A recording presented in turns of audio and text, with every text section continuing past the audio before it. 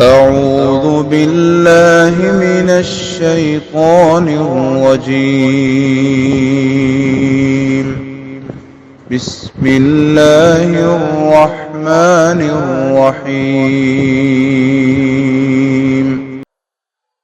السلام علیکم ورحمۃ اللہ وبرکاتہ۔ سورۃ المؤمن، جس کا دوسرا نام ہے سورہ غافر، آیت نمبر 7 سے 9۔ ان الحمد للہ والصلاة والسلام علی رسول اللہ، اما بعد۔ اعوذ باللہ السمیع العلیم من الشیطان الرجیم، من ہمزہ ونفخہ ونفثہ۔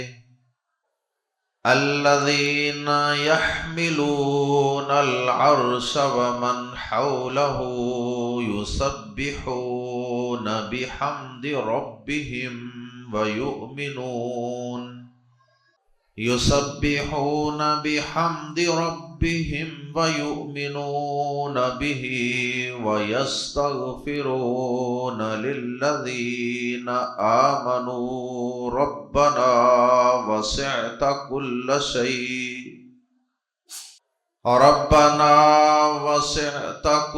شيء رحمة وعلما فاغفر للذين تابوا واتبعوا سبيلك وقهم عذاب الجحيم ربنا وأدخلهم جنات عدن التي وعدتهم ومن صلح من آبائهم وأزواجهم وذرياتهم إنك أنت العزيز الحكيم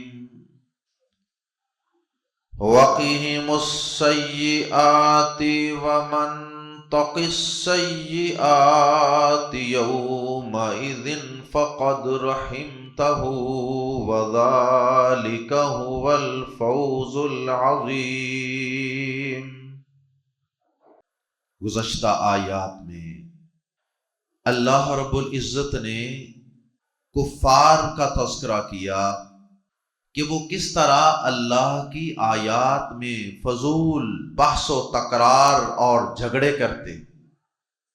ان کا مقصد ان جھگڑوں سے اور ان بحثوں سے قطعاً یہ نہیں ہوتا کہ وہ اللہ کی آیات کو سمجھیں، بلکہ ان کا مقصد اللہ کی آیات کو کمزور کرنا، ان کو پھسلانا اور ان کو غلط معنی اور مفہوم پہنانا ہوتا ہے۔ ان کا مقصد اللہ کی آیات میں نعوذ باللہ کیڑے نکالنا اور اس کے اندر سے ویک پوائنٹس نکالنا ہوتا ہے۔ ان کی ساری بحثیں اور کج بحثیاں، ان کا مطمع نظر یہ ہوتا ہے۔ اب ایسے لوگوں کو اللہ پاک ہدایت دے تو کیسے دے؟ بہرحال ان لوگوں کا تذکرہ گزشتہ آیات میں ہم پڑھ چکے۔ اب آیات زیر تفسیر میں اللہ رب العزت نے ان بحث و تکرار کرنے والے کافروں کے مقابلے میں ان اہل ایمان کا تذکرہ فرمایا ہے جو اللہ تعالیٰ کے حکم کے مطابق ایمان لاتے ہیں اور اپنے اعمال بجا لاتے ہیں۔ وہ اللہ تعالیٰ کے ہر حکم کے سامنے سر تسلیم خم کر لیتے ہیں۔ وہ بحث و تکرار نہیں کرتے، وہ چونکے چنانچے کی بحث میں اللہ کی آیات کو الجھا کر نظر انداز نہیں کرتے، بلکہ وہ پکے اور سچے مومن ہیں۔ اللہ اور اس کے رسول صلی اللہ علیہ وسلم کے احکامات کے سامنے اپنی خواہشات کو اور اپنے خیالات کو جھکا دینے والے ہیں۔ اللہ پاک نے ان ایمان والوں کا تذکرہ کیا۔ اب وہ ایمان والے دو طرح کے ہیں جن کا آیات زیر تفسیر میں تذکرہ کیا گیا۔ کچھ ایمان والے تو وہ ہیں جن کا نورانی مخلوق فرشتوں کے ساتھ تعلق ہے، اور ایمان تو وہ بھی رکھتے ہیں، اللہ کی اطاعت اور فرما برداری تو وہ بھی کرتے ہیں، لیکن انسانوں کے مقابلے میں انہیں یہ آسانی میسر ہے کہ وہ گناہ کی لذت سے ہی ناآشنا ہے۔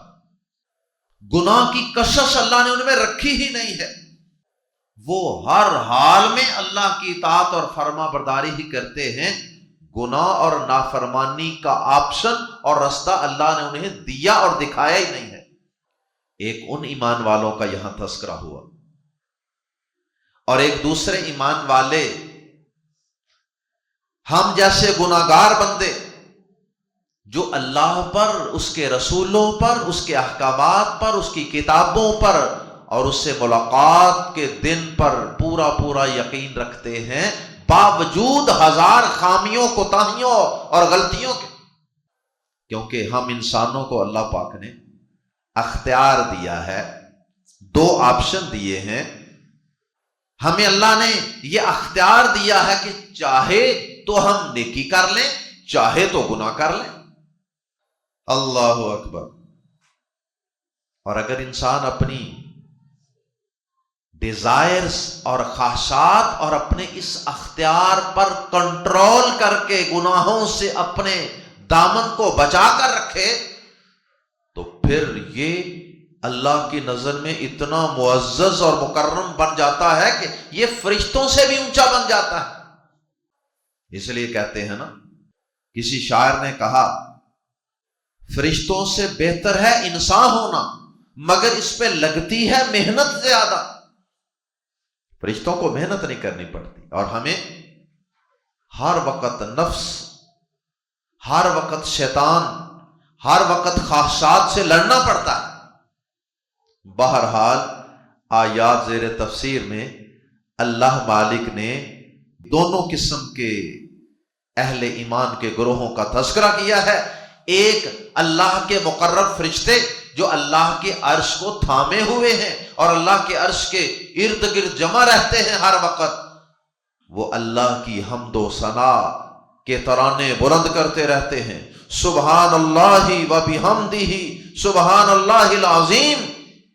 وہ ہر وقت اس طرح کے کلمات ادا کرتے رہتے ہیں، اللہ پاک کی صفات کمال کے تذکرے کرتے رہتے ہیں، اور پھر وہ اللہ پاک کو ہر عیب اور کمزوری سے پاک قرار دیتے رہتے ہیں۔ اللہ اکبر۔ ایک تو اللہ پاک نے ان کا تذکرہ کیا، اور دوسرا اللہ پاک نے ہم گناہگاروں کا تذکرہ اس انداز سے کیا کہ اے میرے ایمان والے بندو، تم بھی مومن ہو، اور وہ اللہ کے عرش کے ارد گرد جو فرشتے موجود رہتے ہیں ہر وقت، وہ بھی میرے ایمان والے بندے ہیں۔ اگرچہ تم ایک دوسرے کی جنس مختلف ہونے کی وجہ سے ایک دوسرے سے مانوس نہیں ہو، لیکن تم میں اور ان میں ایک بڑی مضبوط مشترکہ قوت ہے، بانڈنگ ہے، اور وہ ہے ایمان کی بانڈنگ۔ اس ایمان کے تعلق کی نسبت سے وہ فرشتے تمہیں جانتے ہیں، اور وہ ایمان والے فرشتے ایک طرف تو اپنے رب کی حمد و ثنا بیان کرتے ہیں، اس کی پاکیاں، اس کی تعریفیں، اس کی حمد و ثنا بیان کرتے ہیں، دوسری طرف اے انسانوں، زمین پہ بسنے والے گناہگار خطاکار انسانوں، ایمان والے انسانوں، وہ تمہاری بخشش کی رب سے دعائیں بھی مانگتے رہتے کہ یا اللہ ہمارے وہ ایمان والے ساتھی جو دنیا میں ہیں، جنہیں تو نے انسانوں کی جنس میں پیدا کیا ہے، یا اللہ ہم بھی ایمان والے ہیں، وہ بھی ایمان والے ہیں، اللہ ہمیں علم ہے کہ تو نے انہیں اختیار دے رکھا ہے گناہ کرنے یا نہ کرنے کا، اس لیے ان سے کچھ کمیاں کوتاہیاں ہو جاتی ہوں گی۔ اللہ ہم تیرے مقرب فرشتے ہیں، تیرے عرش کے قریب رہنے والے فرشتے ہیں، یا اللہ ہم تجھ سے یہ التجا کرتے ہیں، یہ دعا کرتے ہیں، یہ ریکویسٹ کرتے ہیں کہ اللہ زمین پہ بسنے والے اپنے ایمان والے بندوں کی بخشش فرما دے، اور صرف یا اللہ ان کی بخشش ہی نہ فرمانا بلکہ اللہ ان کی اولادوں میں سے، ان کے آبا و اجداد میں سے، اور ان کے خامد بیویوں میں سے، اور ان کی ساری نسلوں میں سے، سارے عزیز و اقارب میں سے، اللہ جو بھی کسی نہ کسی درجے کا مومن ہے باوجود اس کے کہ اس میں کمیاں کوتاہیاں ہیں، اس کے اعمال کوئی بہت اچھے نہیں ہیں، یا اللہ ہم تجھ سے یہ التجا کرتے ہیں کہ ان ایمان والوں کی اولادوں کو، والدین کو،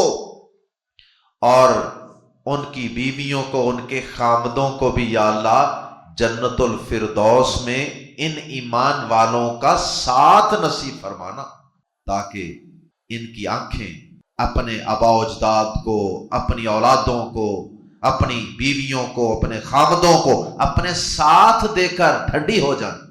اللہ اکبر۔ آئیے قرآن مجید کے الفاظ میں پڑھتے ہیں، یہ اللہ کے عرش کو اٹھانے والے حاملین عرش، یا انہیں حدیث میں حاملۃ العرش بھی کہا گیا۔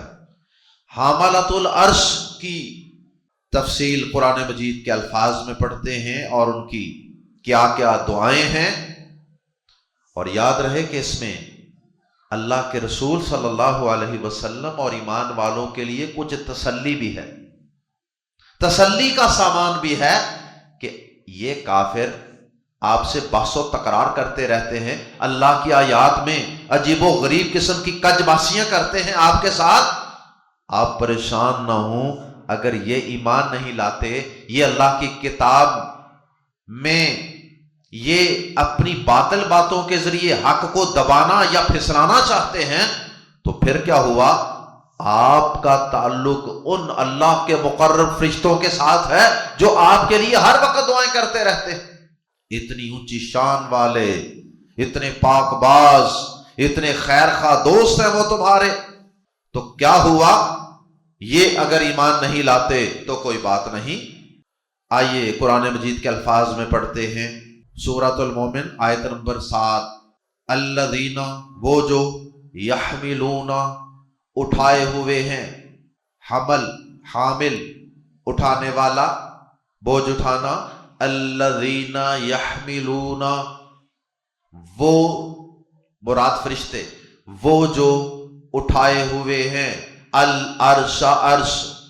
یاد رہے قرآن مجید میں اللہ رب العزت کے عرش کا تذکرہ تقریباً 2 درجن کے قریب آیات میں کیا گیا ہے، لیکن افسوس اس کے باوجود اپنے آپ کو مسلمان کہنے والے کئی ہمارے بھائی اللہ کے عرش کا ہی انکار کر دیتے ہیں، اور اللہ کا عرش پر ہونا اس عقیدے کا سر سے انکار کر دیتے ہیں، حالانکہ یہ عرش بڑی ہی عظیم چیز ہے۔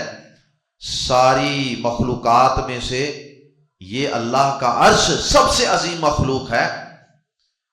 ساری کائنات کے اوپر آسمان ہیں، اور آسمانوں سے اوپر اللہ کا عرش ہے، اور اس عرش کے اوپر اللہ پاک اپنی شان کے مطابق ہے۔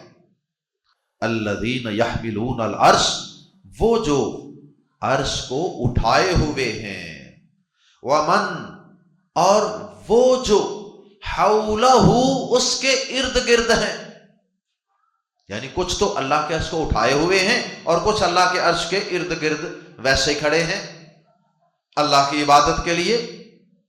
جو اللہ کے عرش کو اٹھائے ہوئے ہیں اور جو اس کے ارد گرد ہیں، وہ سب کرتے کیا ہیں؟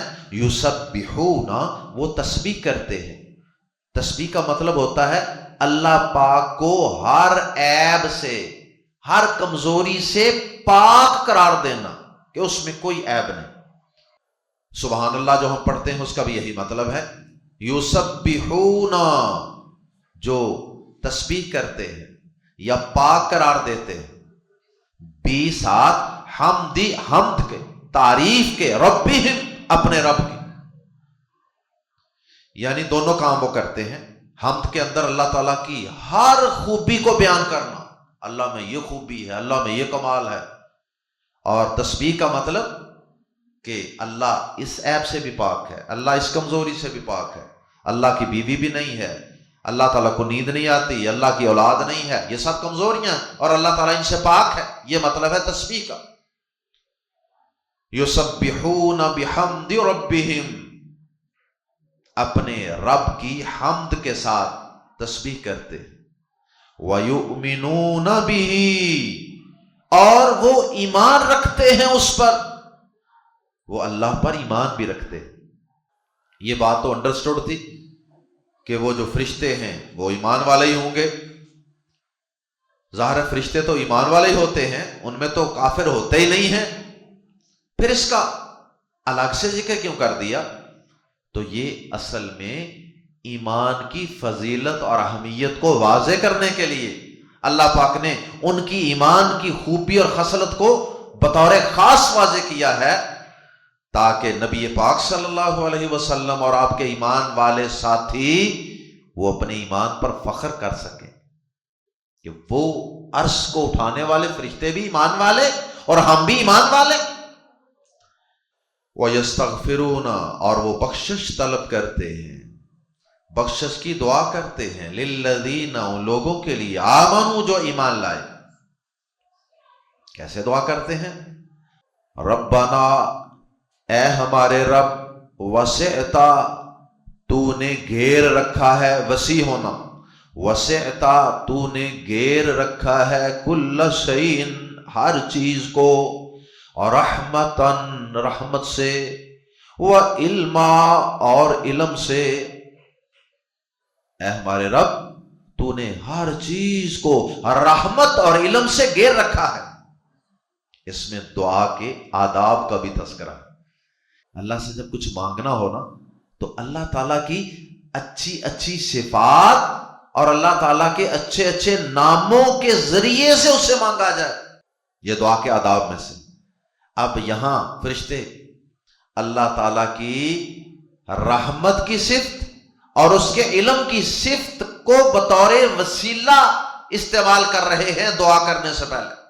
دعا میں کچھ چیزوں کا وسیلہ جائز ہے اور کچھ کا جائز نہیں ہے۔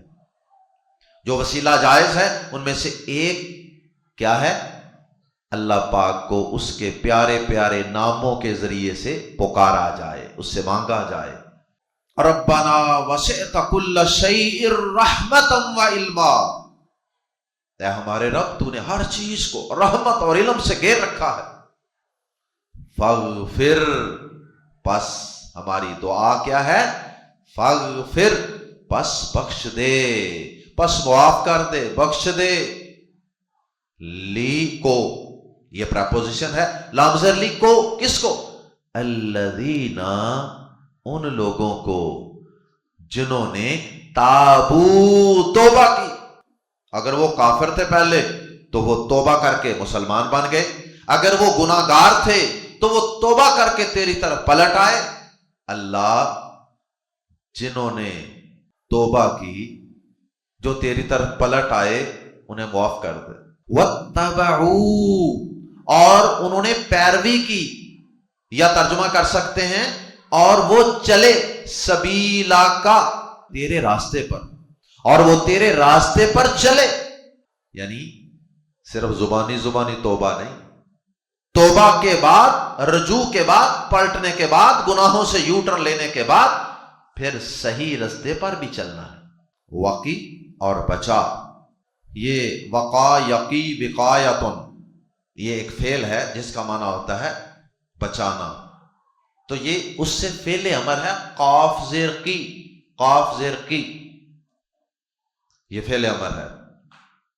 یقی تھا، یقی فعل مضارع، اس کی یا اتار دیتے ہیں فعل امر بنانے کے لیے، اور آخر سے حرف علت یا بھی اتار دیا، تو یہ صرف قاف زیر کی، یہ بظاہر ایک حرف ہے لیکن یہ حقیقت میں پورا ایک فعل ہے، فعل امر، قاف زیر کی بچا.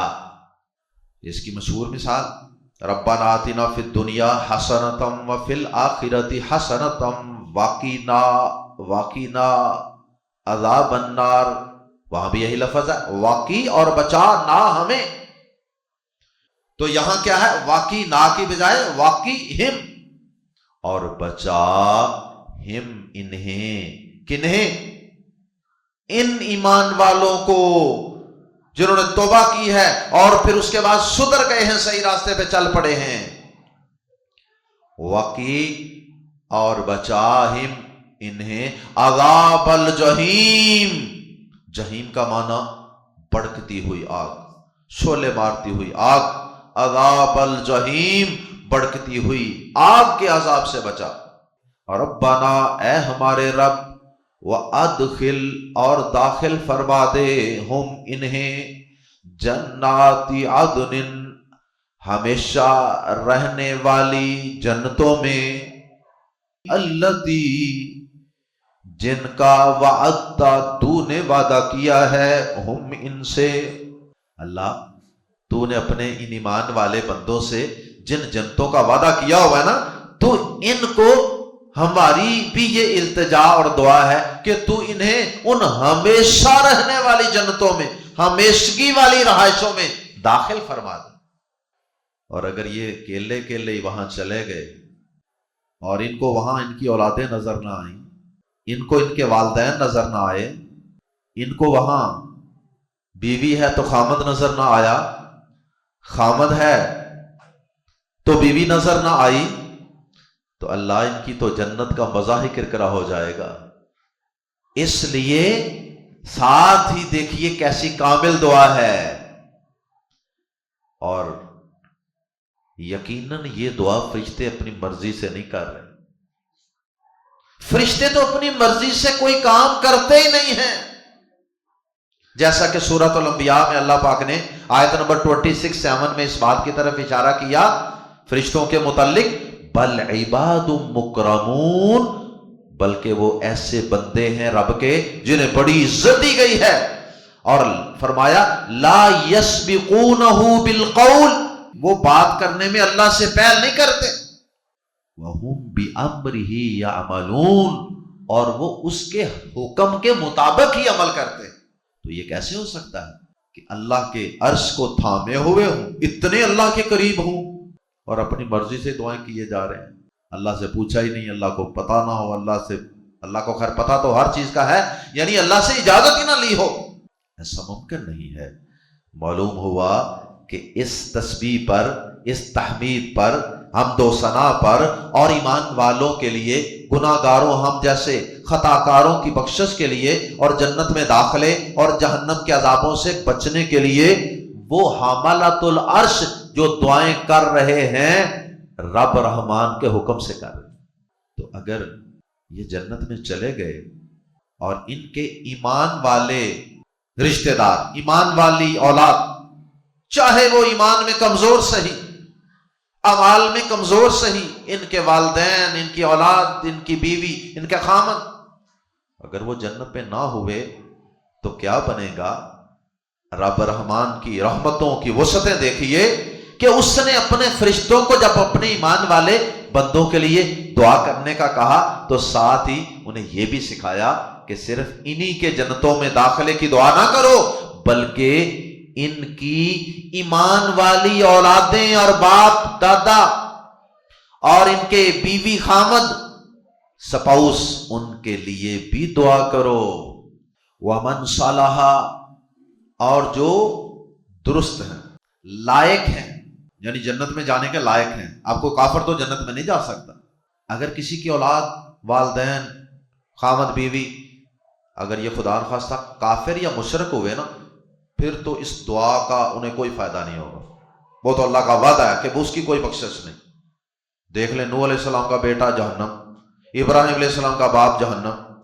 تو یہ دعا ہے کہ اگر وہ ایمان کے کسی نہ کسی درجے پر موجود ہوں، کمیاں کوتاہیاں ہوں، تو اللہ تعالی اگر یہ مومن، اللہ کا مومن بندہ جنت کے کسی اونچے مقام پہ ہوا اور اس کے بیوی بچے اور اس کے والدین اور اس کا خامند یا بیوی وہ اگر جنت کے کسی بہت نچلے درجے میں ہوئے نا تو پھر ان کے بغیر تو انسان جنت کی نعمتیں انجوائے نہیں کر سکے گا، آنکھیں ٹھنڈی نہیں ہوگی۔